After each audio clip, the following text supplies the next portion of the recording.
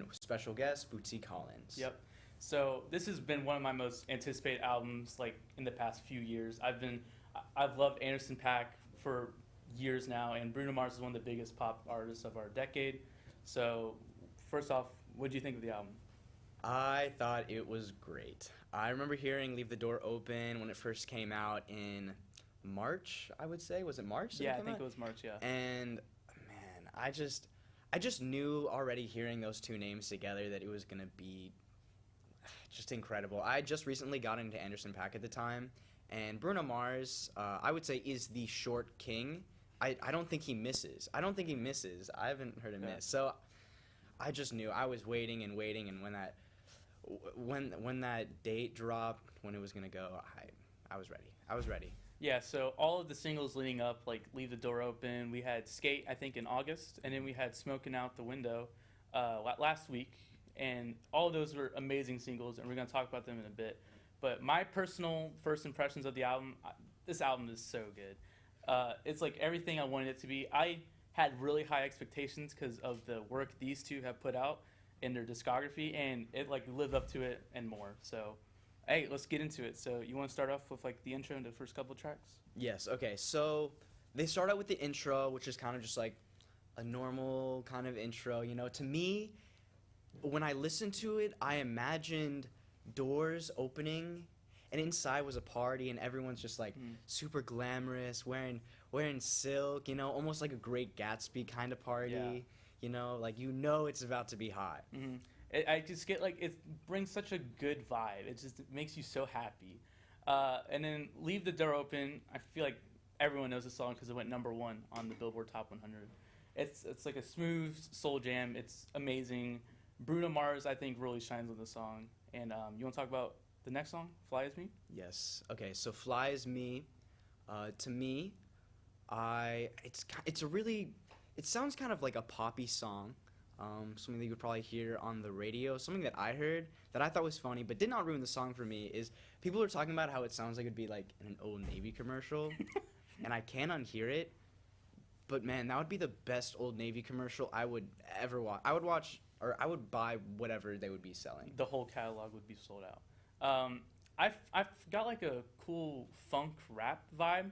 Like Anderson .Paak's rapping remind me of something that would come from the 80s, like very early rap, like Rapper's Delight, you know, something like that, which I found really cool, and it's just like really fun throwback. So, and the next song is After Last Night with Thundercat and Bootsy Collins. Surprisingly, Thundercat was only on bass and not on vocals, I think. So that was a little bit surprising, but the song is just so smooth, and it's just like, it's like what you said, silk, man. Silk, yes, silk. I think it's a perfect kind of love song. You're thinking the morning after, you're like, oh, whoa, you know. I mean, according to them. Yeah. And they really emphasize I guess the love song. Yeah, it's just a great love song all around. And the next song after that is "Put on a Smile." Yeah. And that is... no. It was "Smoking Out the Window." Oh, "Smoking Out the Window." That's right.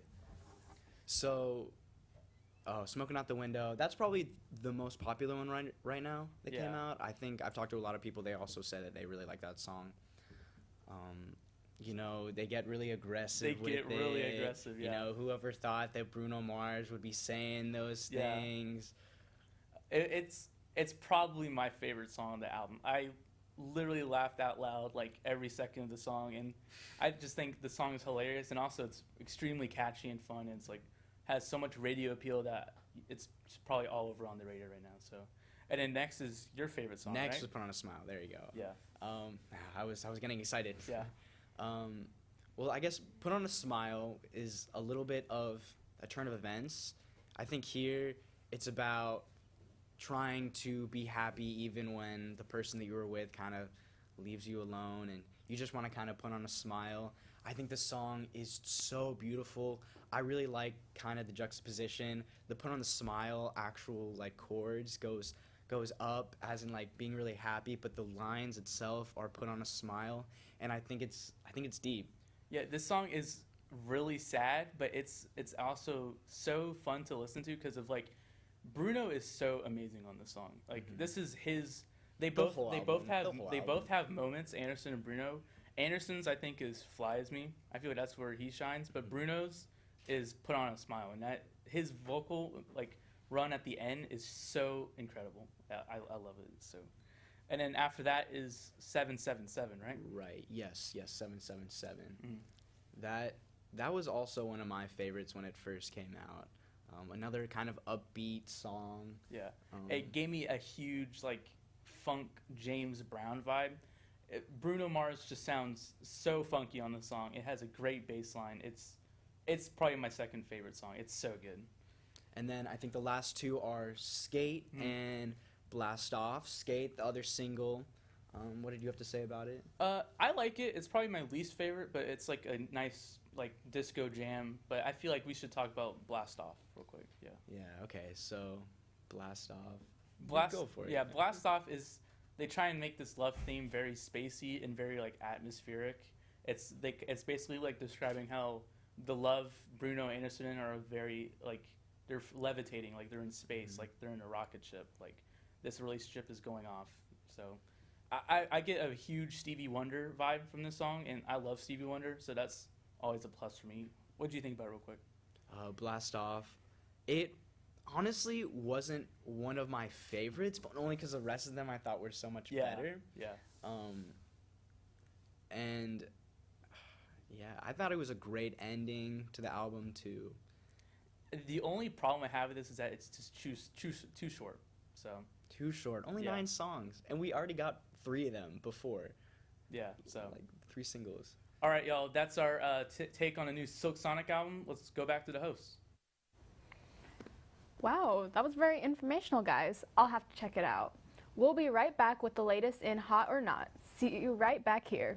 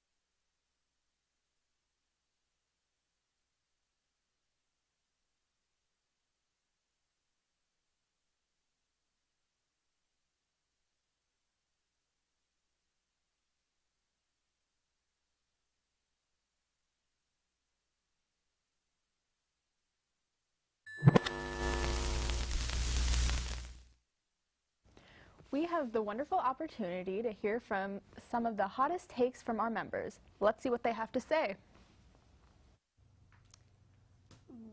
Well, hello. So, we're just going to do a quick discussion with different hot takes from across the music industry. And the first question is, should artists stay independent or eventually join a major record label? Well, seeing as I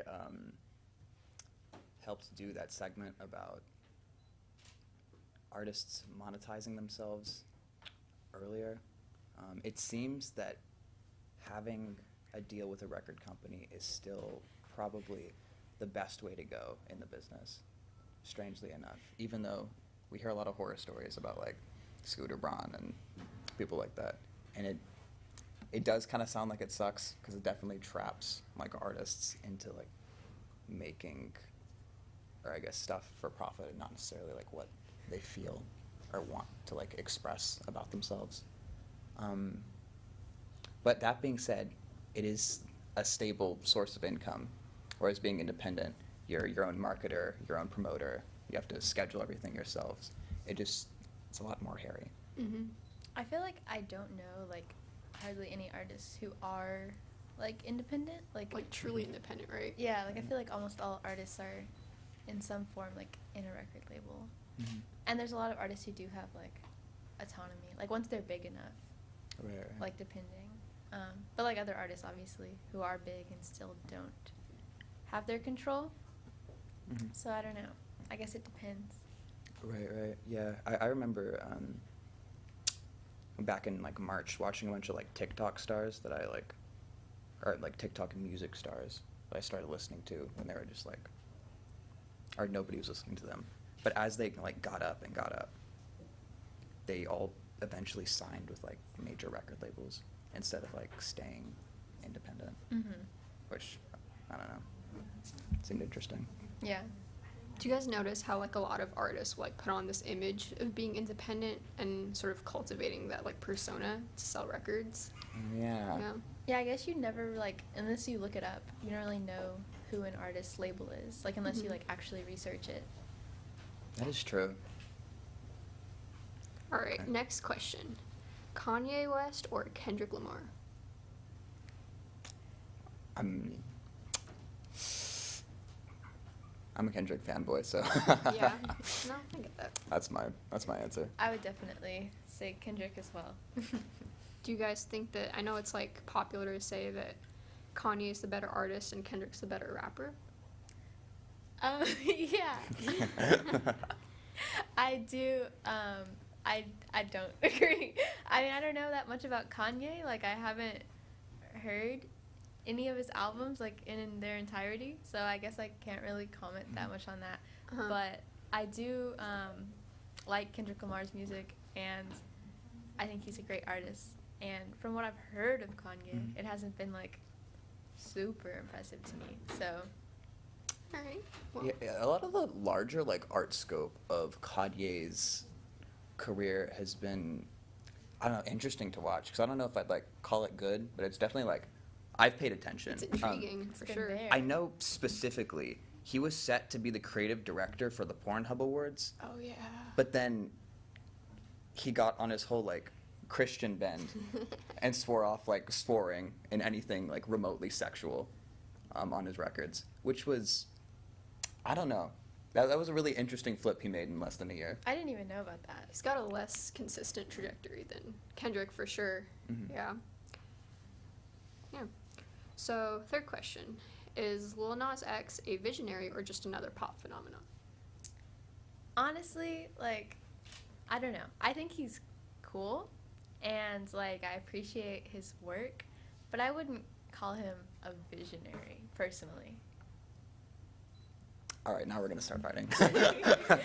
Yo, Lil Nas X is like crazy. Like, just the way he promoted, I guess, Old Town Road. Cause he was like a nobody when that song came out, but he made like 50 Twitter memes, and 3 of them went like viral on Twitter, and that's how people found out about the song. Mm-hmm. Like, he knows how to game the internet, and I think that means he will be like continue to be successful. Like, I don't know, or even like all the internet controversy around like Montero, Mm-hmm. like that was planned. That was like a part of the marketing, like Mhm. people freaking out about Yeah, all the and I Satan think stuff. that's like cool, but I do think that like in terms of like getting controversy to promote, Mhm. that's definitely been done before. Like not in the same way, like with the internet maybe, but it's just been done before, but then also he like knows how to use the internet well, you know? Yeah, Mhm. for sure. So I don't know if I'd call it like visionary. It's like new and kind of like inventive, but I appreciate it. I mean, valid. How do we want to define visionary? How do you I define guess it visionary? depends. I mean, I always enjoy seeing like his singles roll out because it's always entertaining to watch, Yeah. even if I'm not necessarily listening to his music. And I think that he knows his demographic quite well, and he just knows how to, like you said, knows how to use the internet so effectively. Yeah. All right. Fourth question: are music videos still a respectable artistic medium, or are they now commercial products? I would call them an artistic medium for sure. Like, it depends on the music video, but That is definitely true. okay. Okay, I think that's all we have to say Yeah. about that. Let's throw to the host. Wow, those were definitely some hot takes. After these commercials, we'll have some of our members give an artist spotlight and review Taylor Swift's release of Red.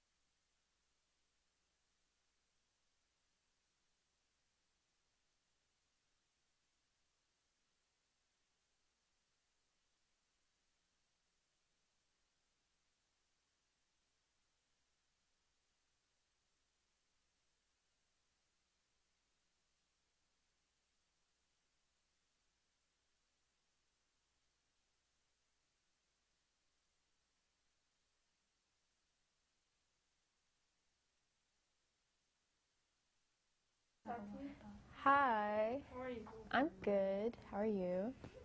I know a secret. A secret? I know a secret. What is it? Just kidding. Oh, my food Instagram? It's a beautiful. I don't know why you never introduced yourself. It's on in my bio. It's like tagged. That's true. I do. I Thank thought you. that was one.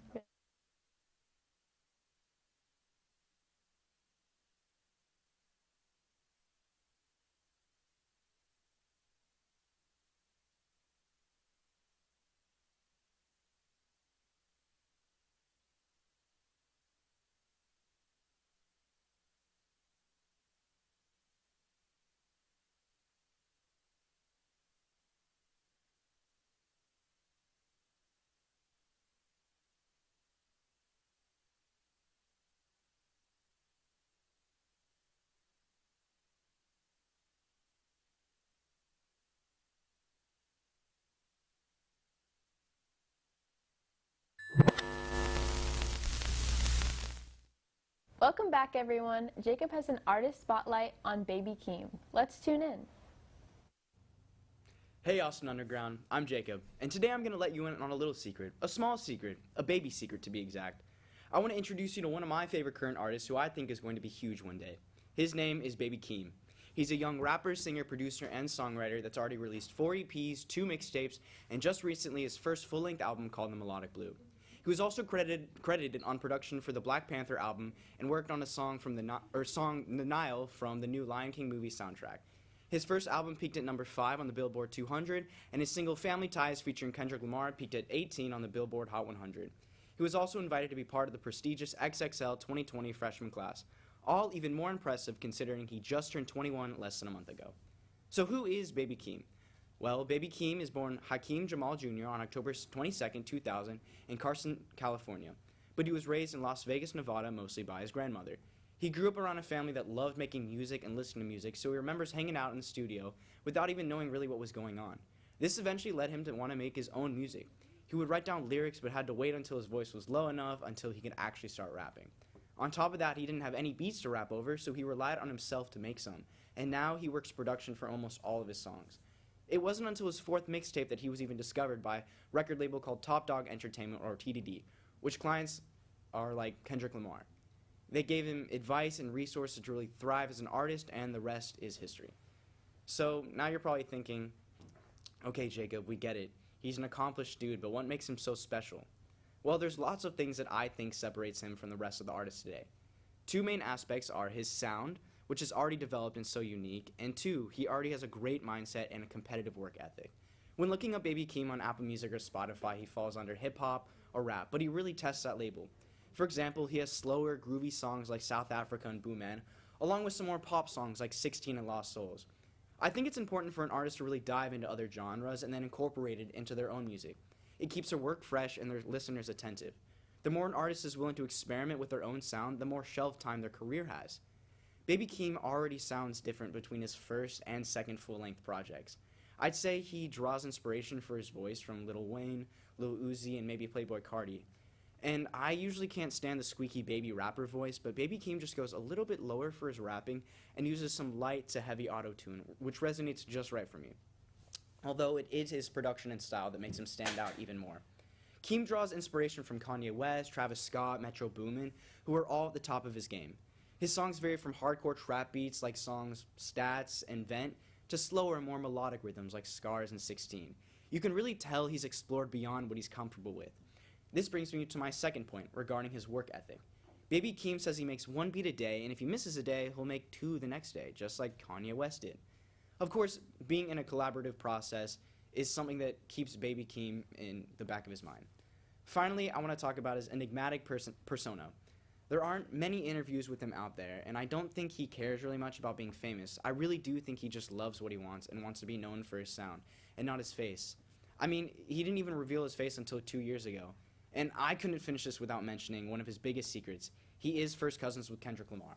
The cousin thing wasn't even revealed until a couple months ago, and I really do think it's because Keem wanted to climb the ladder by himself, without people thinking he was an industry plant or just because he was cousins with Kendrick. I guess music really does run in the family. And now we know that Keem has some big names in his corner. I want to wrap this up by saying that sure, the name Baby Keem might sound like just some other rapper, but my point of all this talk is that he's not. I'm not even into all kinds of rap, but yet Baby Keem really draws me in. And now I've done way too much research on him. Baby Keem went from just making beats in his bedroom to producing a track for Beyonce on The Lion King. Baby Keem is making original music that is emotional, catchy, and dare I say hype. If Baby Keem keeps going down this path, then he will become one of the biggest names in music. You're welcome for letting you in on this little secret. Back to the host. Just kidding. Wait.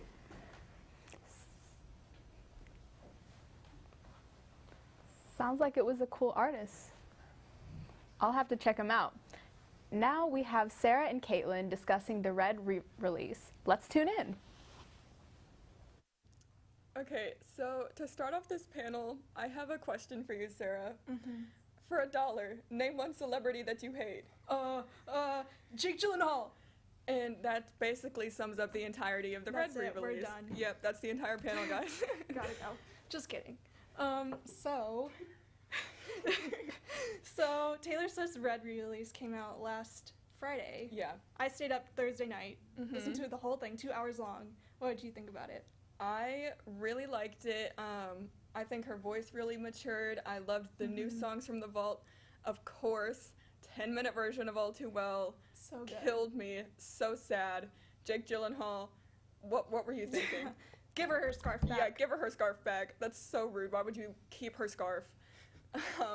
But personally, I really like the vault songs, but one of the things, I don't know, I can't stop paying attention to it, is on The Last Time with Gary Lightbody from Snow Patrol. I think he doesn't sound as good in the new version. I think he sounds better like from the one in 2012. I agree. I don't know, just when I was listening to it, I was like, Gary, it's not hitting the same way that it used to. But yeah, all of the other like original songs, they hit just the same, if not harder. Yeah, I think they sounded like very similar. If there were like little changes, you could barely notice them unless you were like really looking for it. But yeah, I thought it was really good. Me too. Okay, vault songs. What did you think? Okay, some of them were like really poppy, which like, yeah, given. But I did really like The Very First Night, which is pretty poppy, but I really liked it. It's very catchy and very fun. Yeah.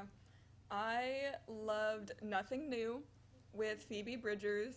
The whole line was like, how could you know everything at 18 and nothing at 22? Heartbreaking, absolutely heartbreaking. And then I Bet You Think About Me, a bop, country bop.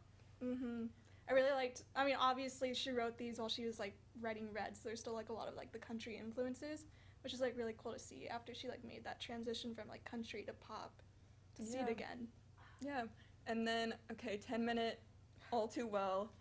What did you think about the lyrics? I have a theory that she didn't, those are not the original lyrics. She wrote those like within, like around the time, because it sounds like, the style sounds a lot like Folklore and Evermore, and so I have a theory that those, she just like made those.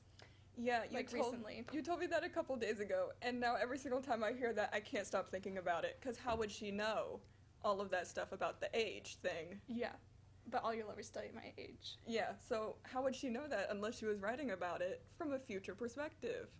We solved it. Yeah, I think we solved the mystery. So Taylor Swift, we caught you. We gotcha. Anyways, we could talk about this a lot more, but that's all we have time for. Back to the hosts. Wow, that album also sounds great. I'll have to listen to it. To wrap up our episode, we would like to recognize this week's Member of the Week. This week, we would like to recognize my fellow host, Livia, for her dedication, enthusiasm, and always being willing to help out. Thank you, Livia, for all your hard work. Thank you. That's all we have for today's episode. We hope you had fun, and we'll see you next time. Bye. Bye.